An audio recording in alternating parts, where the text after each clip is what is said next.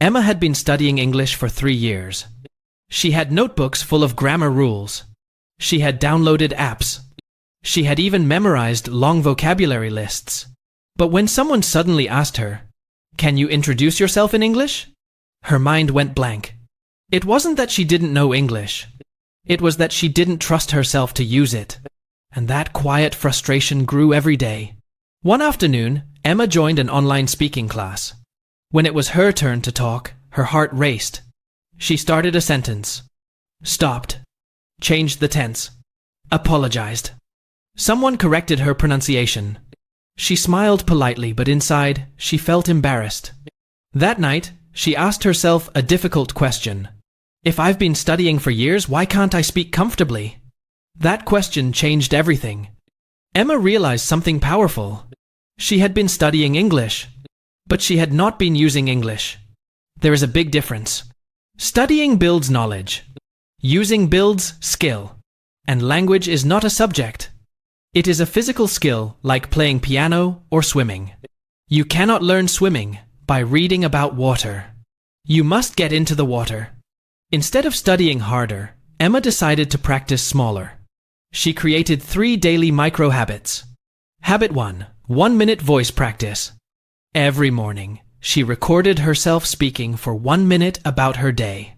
Not perfect English, just real English. Habit 2, real-life vocabulary. Instead of memorizing random words, she learned 3 words connected to her actual life. If she learned deadline, she talked about her real deadlines.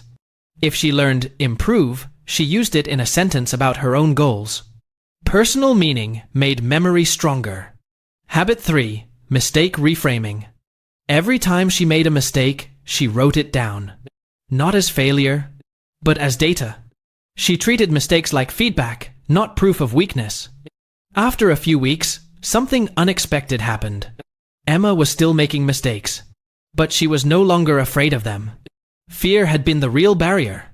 When fear disappeared, fluency started growing naturally. Confidence did not come from speaking perfectly. It came from surviving imperfect moments. And each imperfect conversation made her stronger. 6 months later, Emma was not fluent. But she was comfortable. She could speak for 5 minutes without freezing. Ask follow-up questions. Laugh at her own mistakes. English was no longer a test. It became a tool. She understood something many learners misunderstand. Progress is invisible day by day, but undeniable month by month. Language grows the way muscles grow. Small repetitions. Consistent effort. Time. If you are learning English right now, remember this. You don't improve by waiting to feel ready.